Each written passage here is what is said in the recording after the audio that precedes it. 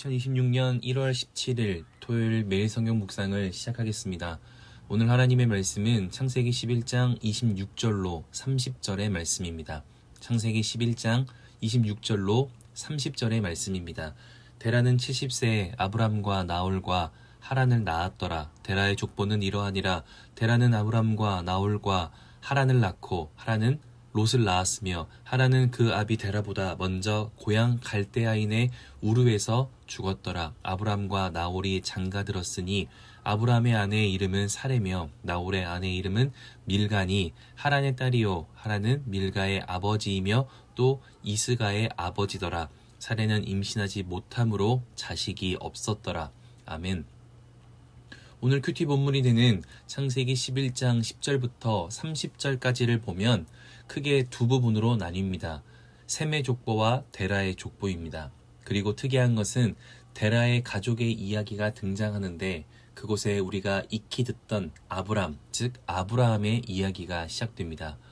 먼저 셈의 족보는 앞선 창세기 10장에서 이미 기록되었는데 왜 11장에 또 한 번 길게 설명되는가? 그 이유는 기록의 목적이 다르기 때문입니다. 창세기 10장은 노아의 자손들의 족보를 기록하며 홍수 이후 노아에게 주셨던 생육하고 번성하며 땅에 충만하라는 약속이 성취되는 것을 드러내기 위하여 노아의 후손으로서 셈의 이야기가 기록되었습니다. 그러나 창세기 11장 첫머리에 그 복을 받은 노아의 후손들이 결국 바벨론 탑을 쌓으며 하나님께 범죄한 삶을 살았던 모습을 먼저 보여준 후에 그리고 다시 셈의 족보를 기록합니다. 즉 바벨탑 사건이 없이 기록되었다면 하나님께서 주신 땅의 충만함의 복이 이어지는 것으로 이해할 수 있겠지만 바벨탑 사건으로 긍정을 끊어내고 부정을 기록하며 이어왔으니 결국 그 은혜를 주셨던 하나님과 상관없이 자신의 죄악대로 살았던 노아의 후손 그리고 사람들의 이야기를 하나님은 기록하고 있는 것입니다. 그렇게 이 시대의 악함을 드러내시면서 셈의 이야기를 10절부터 26절까지 기록하고 있습니다. 그리고 27절부터 29절까지 데라의 족보를 기록하고 있는데 특이한 점이 발견됩니다.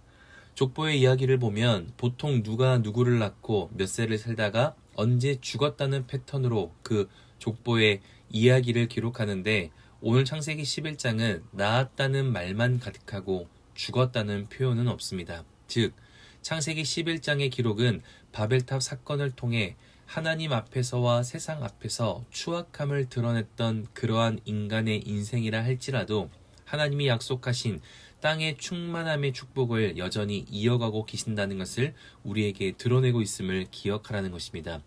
그러니 오늘 말씀을 통해 첫 번째로 기억해야 할 것은 하나님의 은혜는 어떤 삶의 현장에서도 반드시 이루어지고 이어지고 있음을 기억하며 하나님을 향한 소망을 거두어선 안 된다는 것입니다. 하나님을 향한 소망함을 회복하는 저와 여러분 될 수 있기를 주의 이름으로 축복합니다. 그런 의미에서 오늘 창세기 11장에 가장 이상한 점 한 가지가 또 등장하고 있음을 우리는 기억해야 합니다. 그것은 우리가 익숙히 알고 있는 아브람 가정에 일어난 기록입니다.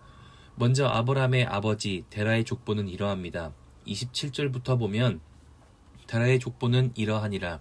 데라는 아브람과 나홀과 하란을 낳고 하란은 롯을 낳았으며 아브람과 나홀과 하란이 태어납니다. 그런데 28절과 29절에 하란은 아버지보다 일찍이 하나님의 부르심을 받아 죽게 되었고 아브람과 나홀이 장가를 들었으니 아브람의 아내의 이름은 사레이며 나홀의 아내의 이름은 밀가니 분명 아브람과 나홀은 장가를 들었다고 합니다. 그런데 이전에는 기록되지 않던 기록 30절 사레는 임신하지 못함으로 자식이 없었더라. 하나님의 은혜가 시작될 그리고 하나님께서 선택하신 믿음의 조상 아브라함의 그 가정의 첫 모습은 막혀진 인생으로 시작되고 있더라는 것입니다. 여기에 우리의 인생의 갈림길이 찾아옵니다. 나의 결핍을 통하여 하나님의 일하심을 거부하거나 그럼에도 하나님을 소망하는 것입니다. 분명 하나님이 예비하신 아브라함의 인생은 민족의 아버지가 되는 복된 인생이었지만 그 복의 시작은 임신하지 못하는 것으로 출발하고 있습니다. 우리의 삶에도 이러한 막힘과 결핍이 찾아올 수 있습니다. 하지만 우리의 구원을 약속하시고 우리의 구원을 기념하시는 그 하나님을 기억할 수 있다면 우리의 결핍으로 하나님을 부정해서는 안 된다는 것입니다.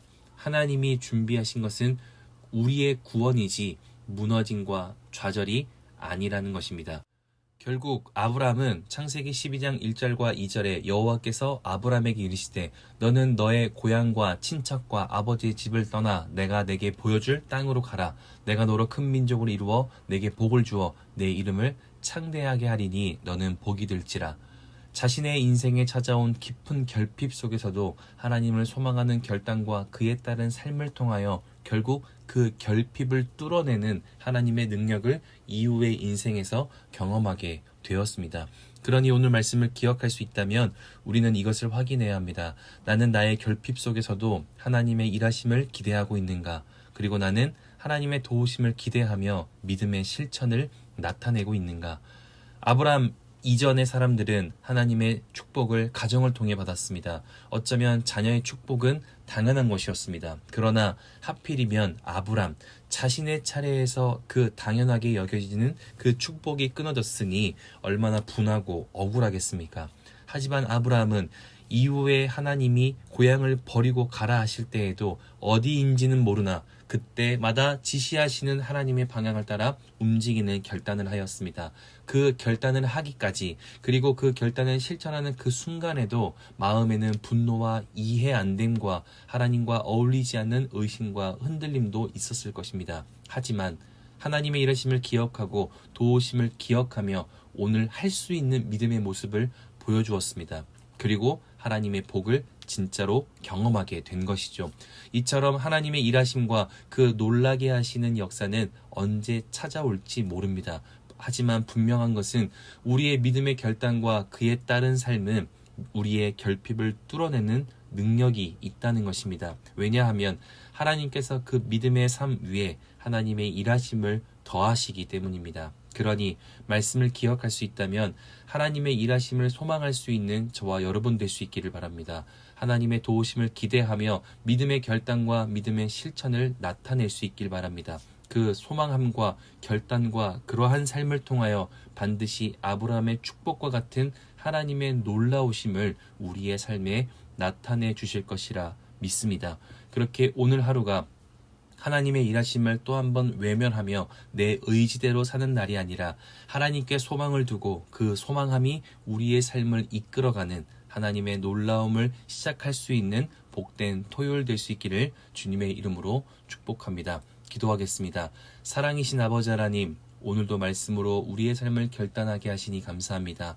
나의 삶에 어떤 결핍이 있고 부족함과 연약함이 있더라도 하나님께 소망을 두기를 원합니다.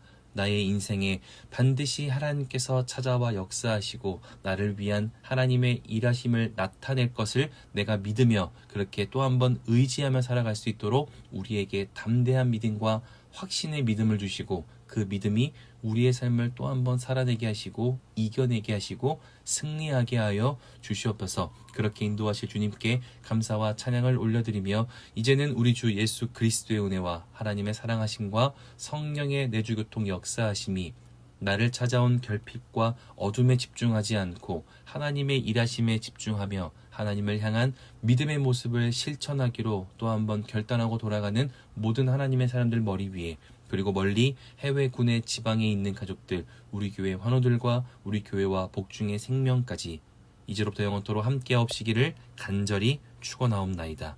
아멘.